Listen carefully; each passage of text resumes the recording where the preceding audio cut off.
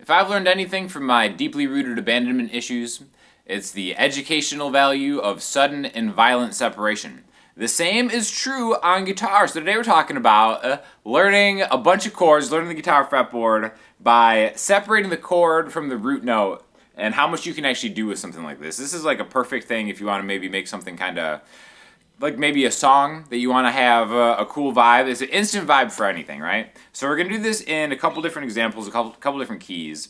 I want to start with B minor first, okay? So what I'm going to do is I'm going to play this chord voicing of a B minor. Now I'm going to use my fingers to kind of demonstrate this, but you can do this with a pick, anything like that. We're just going to focus on the middle four strings of this chord, right? So 2 on the A string, 4 on the D string, 4 on the G string, 3 on the B string, all right? Now what we have here, we have a bass note here, right, that I'm hitting with my thumb. This is a B note. It is the root note of a B minor chord, okay? Now the first thing that you could do is you could separate the root note from the chord while still staying within the chord. What I mean by that is, let's just go down a string, and now my bass note is an F sharp. Now, if you know the notes in a B minor chord, they are a B, a D, and an F sharp, all right? So I haven't really changed the chord, but I've changed the bass note, all right? See, I'm kind of separating it, right? Bass, B minor, F sharp, B minor, B, B minor, F sharp, B minor. So when you do it like this, you get kind of like a old-timey sea shanty effect, which maybe that's what you're going for. That's not what the point of this lesson is, but anytime you can throw a sea shanty effect into a YouTube lesson, you gotta take it, right? So I've separated, this is called an inversion, where the lowest note of the chord is not the actual root note, but it's an interesting way to start thinking about maybe separating what you're doing to get to here, okay? So what I'm doing is I'm locking this minor triad. Basically it's just an A minor, 2 frets higher. I'm locking this down, and then I'm just kind of rotating the root note around into places maybe I can experiment with, see what it sounds like, or places I know are going to sound good. Now, personally, if you've ever watched my channel, you know I have a habit of turning every chord into a major 7 chord. So this is how you can turn a minor triad into a major 7 chord. You just take the root note, 2A, you go a fret higher and a string down, and now I've got a G note in the bass of this chord. Now what this makes is a G major 7 chord when you look at G as being the root, okay? And this is it. Before you click off, before I lose anybody, this is the most important thing of this lesson. This is the whole reason I wanted to teach this lesson, is because just by adding a different bass note to an existing triad or a simpler 3-note chord, you can actually get a whole different chord, right? All I did is I changed that low note to a G, and I still kept a B, D, and an F sharp, but now I have a G major 7. So now this works for any chord, right? You could be in D minor, and then it changes a D minor triad into a B flat major 7 extended chord, okay? So you have a lot of kind of tonal options when you do stuff like this. In fact, I can actually go to an open note here too. Like I can go B, B minor, A, B minor, G, B minor, F sharp, B minor, okay? And now technically these might all have different names, or they might be inversions.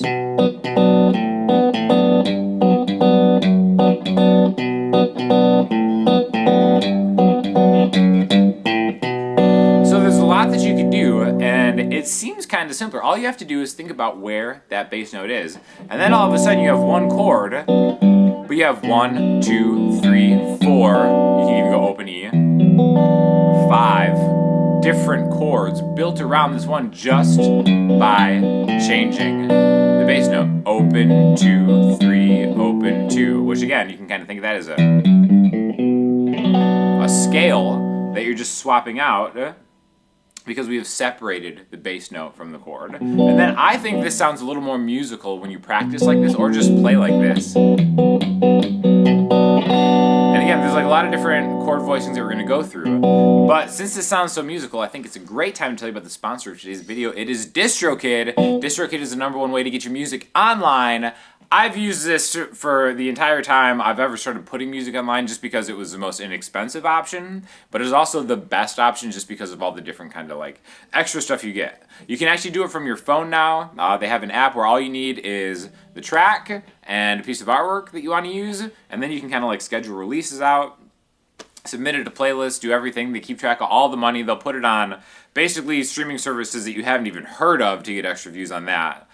But yeah, it is just simply the best music distribution service out there.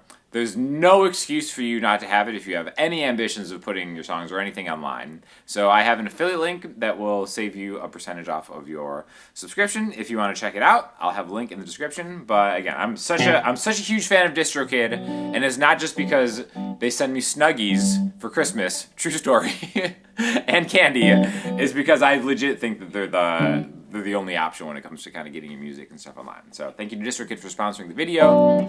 Let's talk about some more chord voicing so you can come up with some cool songs that you can put on DistroKid, all right? So this is just one example of a B minor chord and then dancing around notes. Now, they don't even have to be in the key or the scale. In fact, like maybe... Like, that's a crazy one right there. First of all, that reach is insane. To go from a B minor to an F sharp. But sometimes you want some dissonance to kind of get you back home. Now, for stuff that's a harder reach, like, that's kind of an insane reach for some people. But let's go higher up the neck, because as we go higher up the neck, the spaces between the frets get smaller. So let's do something in a very common key, the key of C.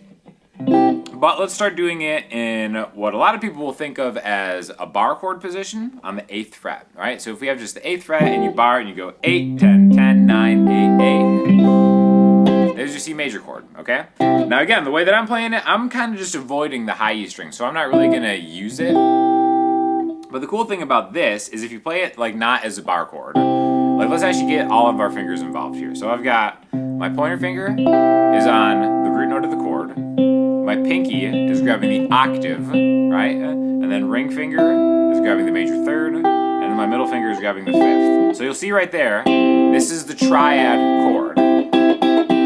Okay? So, C major. And again, this is a movable shape. In fact, a lot of times you'll see people play a triad like this, and then they'll have their thumb over to kind of grab the bass note of the root. I'm not a thumb over guy. There's something that I just don't like the feeling of it, so I would rather play it like this, but just know that you and a lot of other people use their thumb to kind of creep over and then just grab that note here. But you don't need to do that.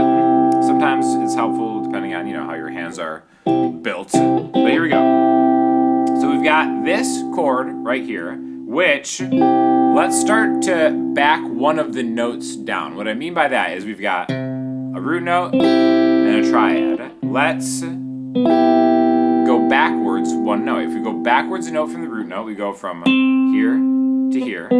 We have a C to a B, which makes it, like we've already talked about in G, a major 7 chord. So this is how we can kind of like transform this chord from a major 7. Now the next thing we can do is we can do this. Dominant 7. If you ever played the dominant 7 bar chord version, is basically a major chord with a flat 7. So C7 would be like 8, 10, 8, 9, 8, 8. If we separate the E string from the D, G, and B string, you can actually just do it like this, where it's 8. We're not even playing the A string here, and then think of like a D major shape, but just right here. This is a good one for a thumb action. Again, I just kind of like doing that. And then kind of doing this in line, if we go back one more, we could get a minor 7 chord voicing, which is just the 8th fret, E, D, G, B string. So now we're changing the chord behind a static root note. And a lot of times that kind of has a really cool effect from a songwriting standpoint too, because the melodic content, the upper structure of the chord is changing around kind of this static element that is holding the whole thing in place. So C major, major 7, dominant 7, minor. And And then this is something that is like extremely movable. You can kind of keep going on with different chord voicings, but then maybe we could mirror the entire thing on a B flat.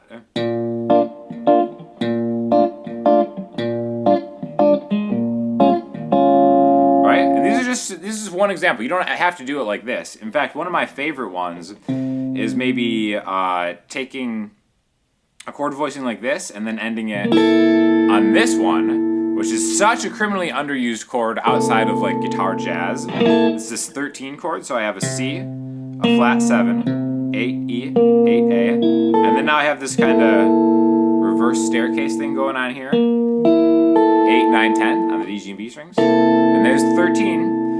And this is going to lead you back to 1. Okay, this is kind of like an elegant way of going like a 5 chord to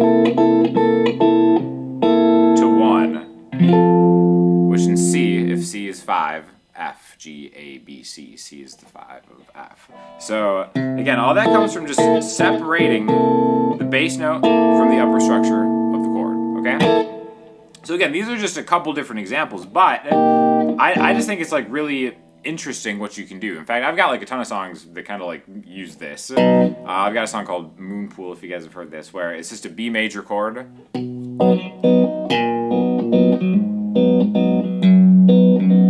Like that. It's just a B major that rotates with the 7 degree, and then I go down to G sharp. And then, you know, from there, that's kind of like the whole verse of it. I think once you kind of have an ear for it, you'll be able to hear when songs do this. And again, I just think it's like a cool vibe that I had to discover just by looking at tabs, and I didn't even know what I was looking at first. And then it's like, oh, eventually, okay, this is a static chord that just, you know, changes. Like, I guess a good example of that would be like Crash by Dave Matthews Band.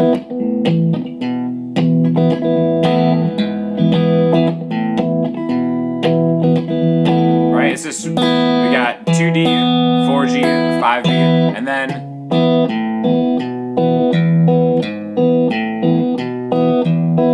right, that stays the same. Moving the bass note around, creating different chords, really just adds an instant vibe to your song, because especially if you're like a solo guitar player, you don't have a band to kind of help you make directions and like move a song together as a unit.